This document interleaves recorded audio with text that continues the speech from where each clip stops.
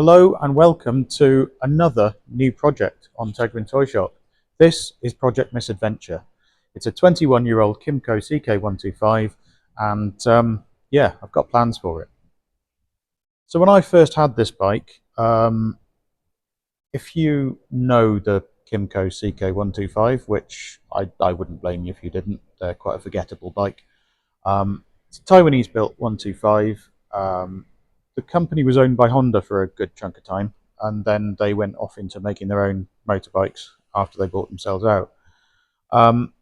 This has already, when I had it, it already had a Chinese 125 tank and a Chinese 125 seat off something else. The back end so it still had the original chrome mudguard, which was horrible, and had this monstrosity of a tail light just sat there. So what I've done is done a bit of a tail tidy here, just a bent piece of tube that goes into the original frame, little low profile LED tail light and number plate light, and then my number plate and L plate are basically doing the job of my rear mudguard. That was all cosmetic, really. I didn't have to do it, but I wanted to do it. I've put a new chain and sprocket, well, new chain and front and rear sprockets on, because they were pretty worn out. That's pretty much it on the back end. Oh, then there's the battery cover here, which there was just nothing. I just made a bit of an aluminium cover, really rough and ready, but it just covers things up a little bit, and it's somewhere to put my stickers. We'll head on over to the front now, and the front forks, it didn't have these gaiters on, and it had water had pooled inside the top of the front fork, and it had pitted the forks, and it was yeah, basically they would never not leak. So I ended up getting a new complete front for it, including triple trees and everything, because there was a break in the aluminium casting on one of the triple trees. Handlebars, so the handlebars now, they're Renthal bars, which came off the racing quad that I cannibalized to do Project Dear Oh Dear. So yeah, those didn't cost me anything. Front end now as well, we had the so the actual speedo drive on the front wheel is broken, so it would be ridiculously expensive to try and get that, so I'm just going to use my phone GPS. The tacho, so the rev counter, that was the same, that the drive was broken on that, so I took that off. It needed a new headlamp bulb, and the reflector inside the headlamp was pretty wrecked, so I just took the entire front off, made this folded aluminium plate, a pair of LED spot lamps. One of these is my low beam, the other one is my high beam, and then I've got my L plate bracket here, which also doubles as a cup holder. Then as we go up here, we've got one of my little Tegrin Toy Shop piston heads just on display, my camera setup and bracket for my phone, which I'll change for something better like a quad lock or something. And we have got here a little LED, not LED, USB socket.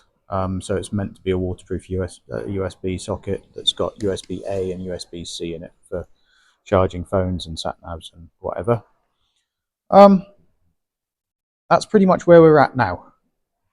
There's a few other bits and pieces to do, and we're going to get into that now, because I've got nowhere to put any luggage. So one of the cheapest things you can do is go on Facebook Marketplace, and for 25, 30 quid, get yourself some throw over panniers, put them on the back of your bike, strap them down, and you're good to go. There are some slight issues though with this particular bike. Because I haven't got much of a rear seat, this comes a long way forward and I'll be sitting on Velcro straps. Also, the only thing really I can fix onto the springs, and springs move quite close to my wheel as well. So we're not going to use these. So I've got some dry bags here from LOMO Water Sports. These are actually designed to go on the crash bars of big adventure bikes, because a lot of the dry bag panniers and that sort of thing are way too deep to sit on a small bike. They'll end up catching on the exhaust and melting. So the plan is now is to make a little frame where we can sit these down as low as we possibly can. The idea is our heavy stuff goes in here, keep the weight down, keep it as far forward as we can. So I need to sit on the bike and actually see where my legs are going to go. Yeah, so we're going to make that little frame now. Got some steel tube and time to get bending.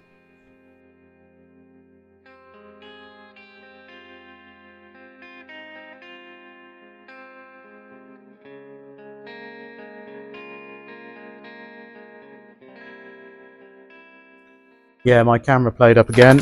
I'm going to have to look into something better.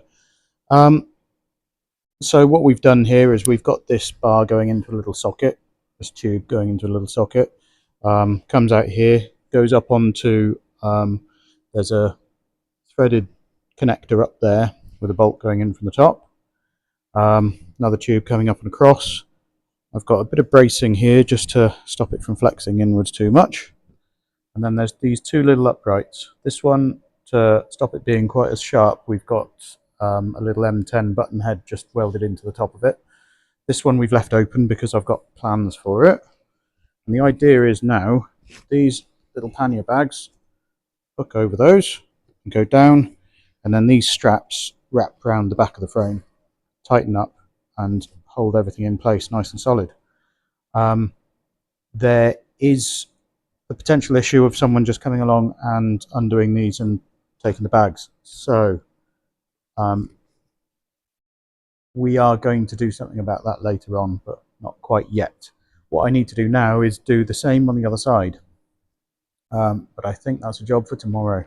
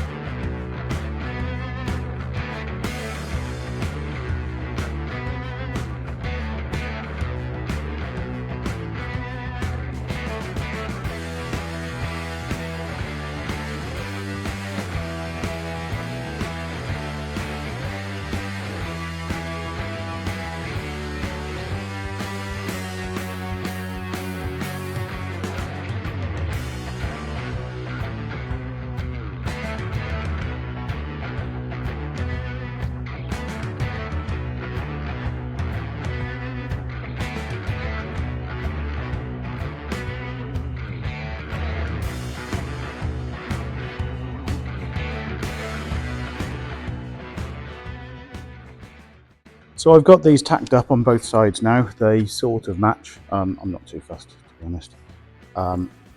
They'll take our panniers. These are for the heavy, bulky things, but I need something for like sleeping bag, the big, bulky stuff that isn't particularly heavy. So what I've got is this 40-litre dry bag from LOMO. And I need some way putting this at the back of the bike. Trouble is, my bum comes to here, so I can't just strap it to the back of the seat. So I'm gonna have to make some sort of rack for it.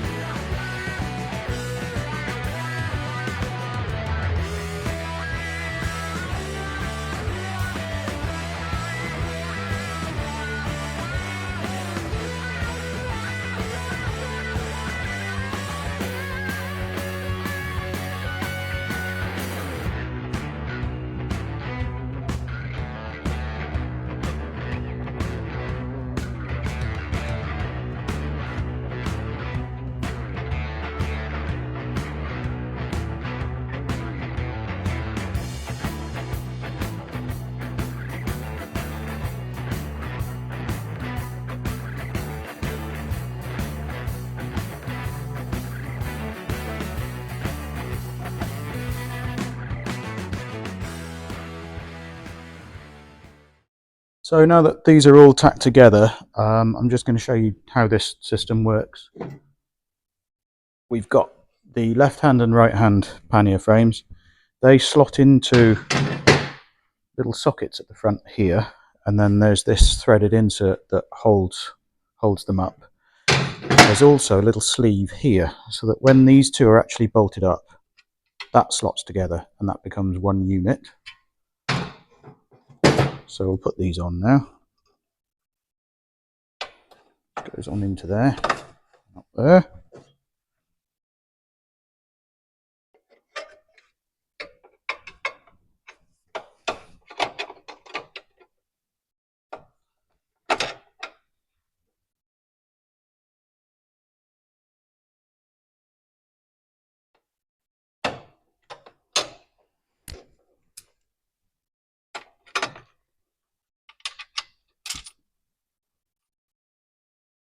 Now this is going to be a boring bit of video because I'm actually doing this in real time so that you don't think that it's been edited to make it look like it's quicker than it is.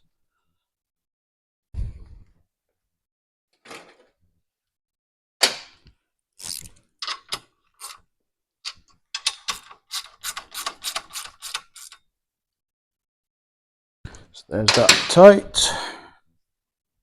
Now our seat goes on.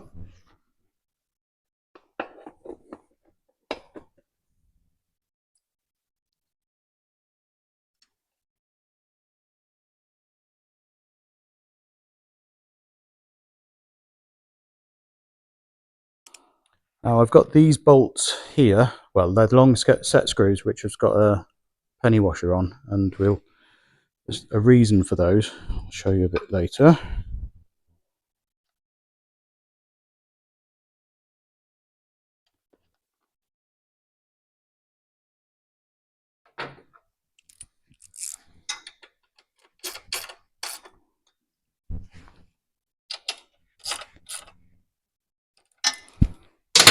Now these aren't very intrusive, so these can stay on the bike a lot of the time.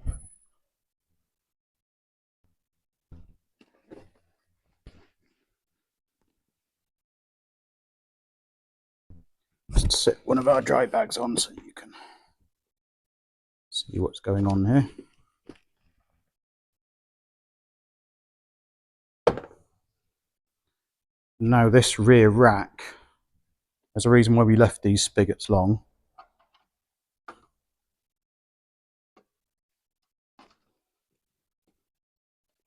That rack slots down onto there, and there's a pair of forks here. Actually, I'll take it off so you can see. Literally just this little fork type thing that slots over the back of my tail tidy.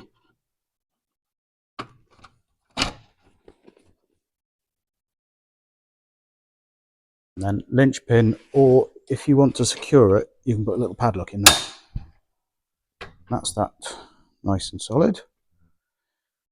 And we've got these little adjusters here. Now these, not only do they hold the luggage, when my dry bag gets longer or shorter, depending on how much stuff is in it, because it rolls down from the top and compresses, you can actually move these bars in so that they're less of an obstruction.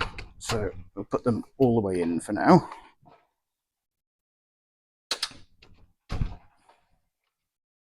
Tighten those up. This goes on here. We're good to go. Now these kinky looking things came out of my Riot van. So I've got a Riot van body converted into a camper, and these were in there holding something or other, don't know what, but they're really good because they're a bungee without the hooky bit, which is going to either rip a chunk out of your hands or catch you in the eye. So remember earlier I put these extended little seat bracket things on. I can hook on there, and that can hold there, and then these can go like that, and then they're up out of the way.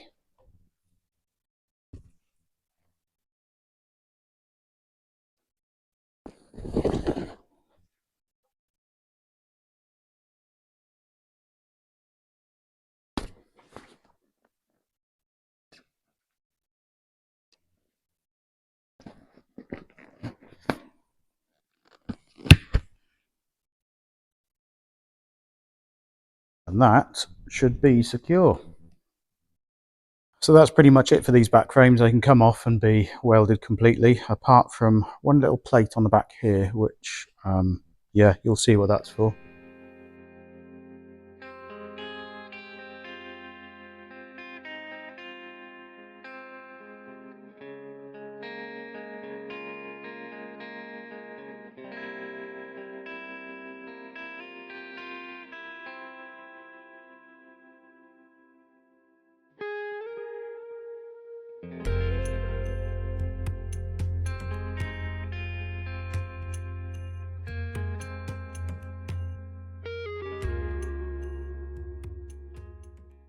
Now I'm going to have a matching pair of these either side, and that is for my water bottles, for camping, water and that sort of thing. If I find that these chatter at all, I can always put like a bungee around just to hold it tight, but yeah, we'll see how it goes. Another thing that we've got here is one of LOMO's tool rolls, which has got some of my tools that I'm going to be taking, but not all of them yet. And this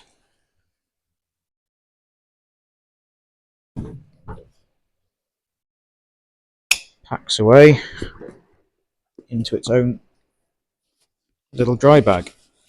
So a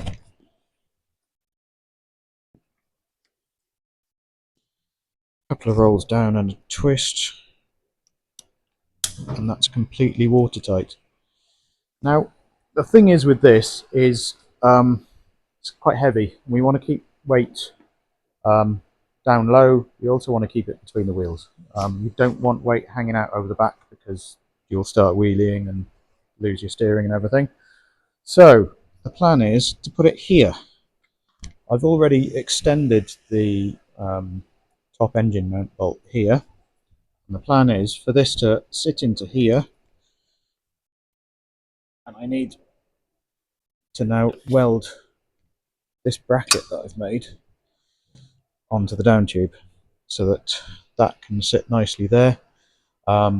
It should be a good way away from the engine, so it's not going to heat up too much.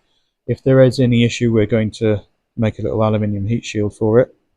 And there's also the option of putting like a small cable lock around it to stop it from being pinched. The idea is then that to get it out, we just have to unhook it off here and then tip it upwards. And all of this will be a lot easier when that bracket's welded on. And then that's all you've got when you're not using it. The idea is, though, this is going to live on the bike pretty much all the time, because you never know when you're going to break down.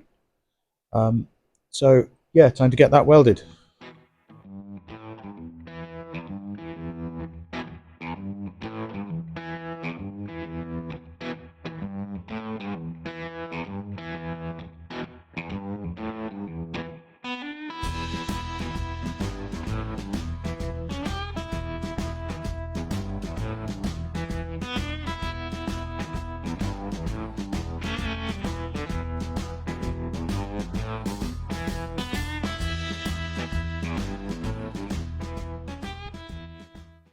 So there's that welded in nice and solid. Hook that onto there. That hooks onto the bottom, pushes in, and I don't think it'll go anywhere, but if it does, we'll just put a little bungee around it and that'll hold it solid. So that's all of the tacking up done. Mocked everything up, it all seems to be quite happy. So what we're going to do now is take it off, weld everything up solid, and then just give it a bit of a clean polish down, and then give it a coat of paint. Nothing special, it's just going to be rattle canned. Yeah.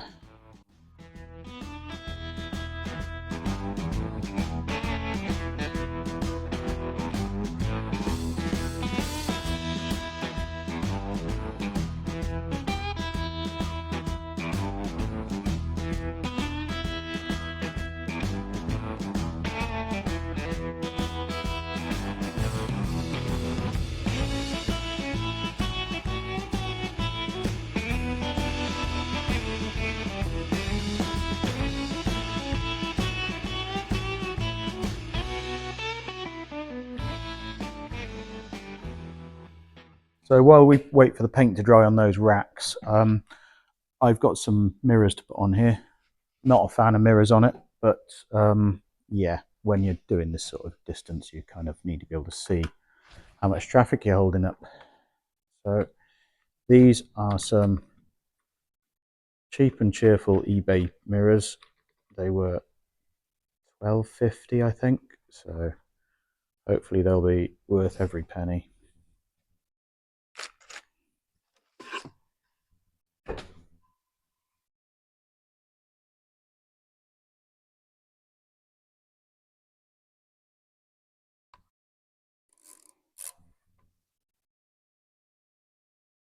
Get these set up properly when we're on the floor.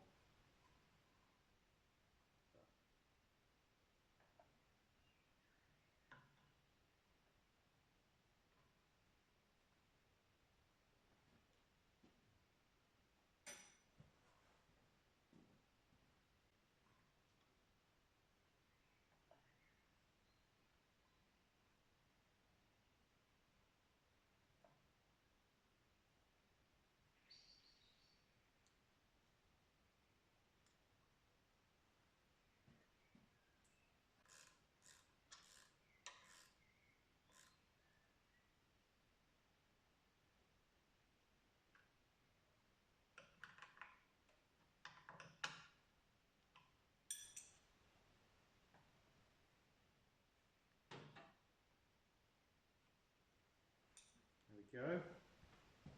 Good. And now for some boring but essential stuff. Oil change, new plug, and check the tappets.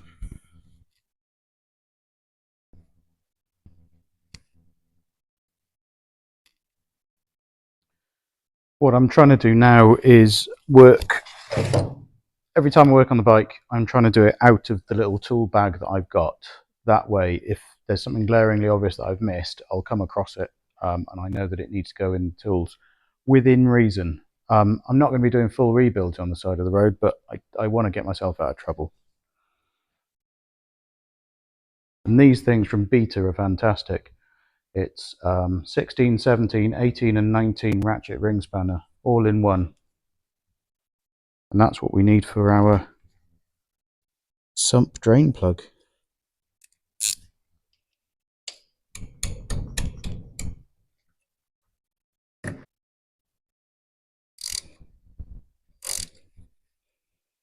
And that has stripped the thread. Oh, didn't want that. But it's better to find that sort of thing now than be 400 miles up the road and have it decide to shake loose, and then you've got to tighten it up, and then you strip a thread. So it's in the best place to have this thing go wrong. And luckily I've got one of these, which is a drain plug repair set. These are really obscure sizes. So we've got like M13, so you can go from an M12 up to an M13. What else have we got in here? M13, M15, so that's if an M14 goes wrong, M17, so if M16 goes wrong, and M20. So yeah, I'm quite glad that I bought this ages ago. This is only the second plug I've used out of it. I'm glad I'm doing this with 4 weeks to go, rather than, yeah, that's fine, I can just give it a quick service and an oil change the day before. Now the other option would have been to drill this out and helicoil it, which is a spring insert, which would then I'd be able to use the M12 plug. The only issue with that is they can be a bit of a pain when it comes to stuff that you want to take in and out a lot. So this I've found is the best option. The downside to this is if something goes wrong with this drain plug and it's not me working on the bike, or I forget that it's an M13, you'll end up grabbing an M14 or an M12. Neither of them will fit, and you'll be wondering what the hell is going on. So, if I was clever, I could stamp on the back of this that it's M13.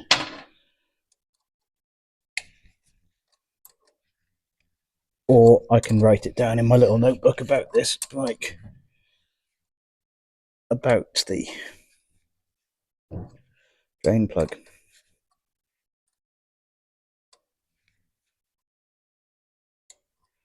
I don't trust myself to remember things. Now, hopefully, because there was a constant flow of oil dribbling out of this plug, we won't have any swarf in the engine. It's a big hopefully.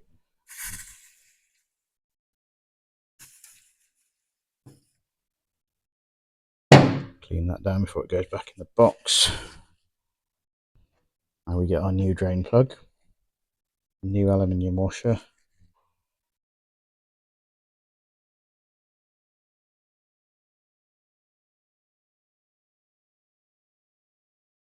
And we very, very carefully wind it in. Now there's no need to go mad on these drain plugs. It's half the problem is, there we go.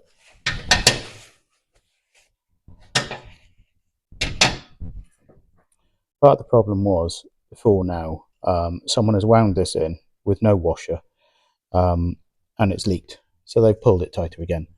And then it's vicious circle then. These things leak, you pull them tighter, they get slack, you pull them tighter, until eventually you've got no thread. Or actually, no, sorry, I tell a lie. This is an aluminium washer, but it's been reused so many times that it's not actually doing its job. It's just gone concave, convex, and just lets the oil leak out.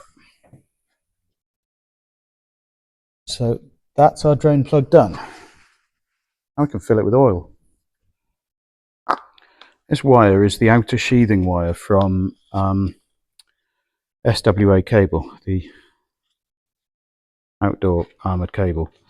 And I find it really handy for this sort of thing because it's easy enough to bend by hand, but it's strong enough to hold things in place. Go up over the carb here, just go around the idle screw, sort of held in. I actually really like these bags of oil because instead of having to pour to get the right amount of pour going out, you can just give it a little squeeze or let go so you don't overflow your funnel. This is the point I normally realise that I've forgotten to put the drain plug back in. That's why I never take my drain pan away. Another reason I like these bags is you can get every last drop out.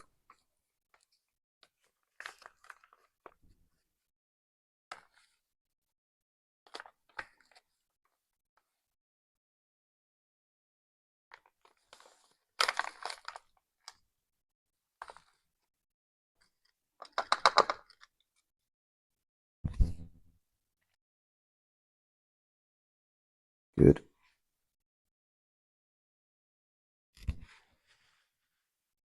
So that's the oil change done.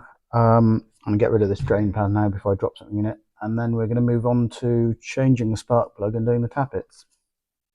And so I didn't have one of these in my toolbox. So between that and an adjustable, we should be able to manage this. There we go. So that's an extra thing that will be going into my little tool pouch. So now we've got our new spark plug to go in.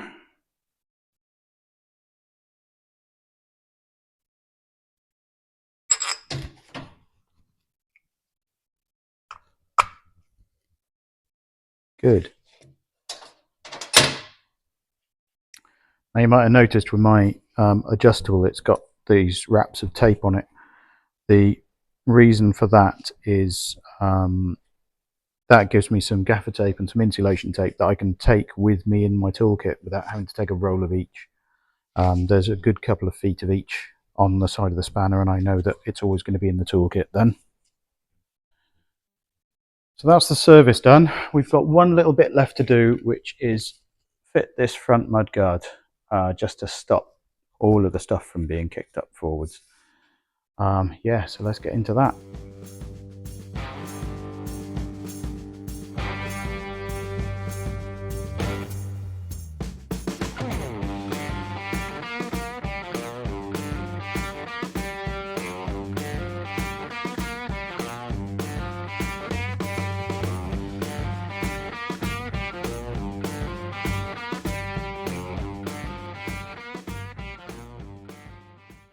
So I managed to use the original bracket that came with this mudguard on the back. I had to fabricate my own, and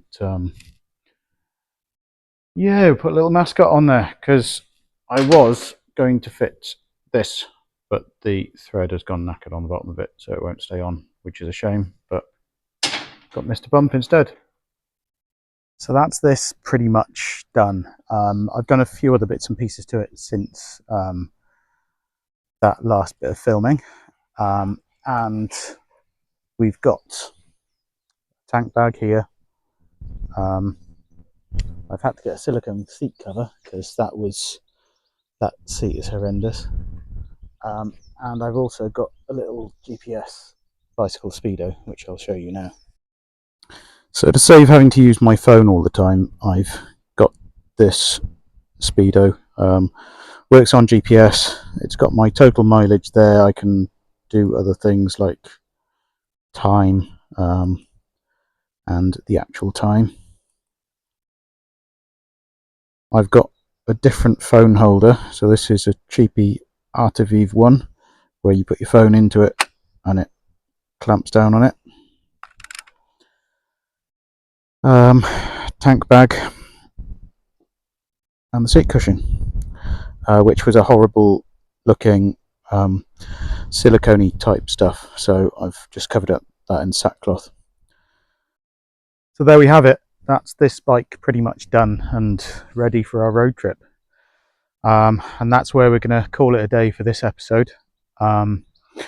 Next episode we'll get into the planning side of things, so what I'm going to pack, what route I'm going to take, and that sort of thing.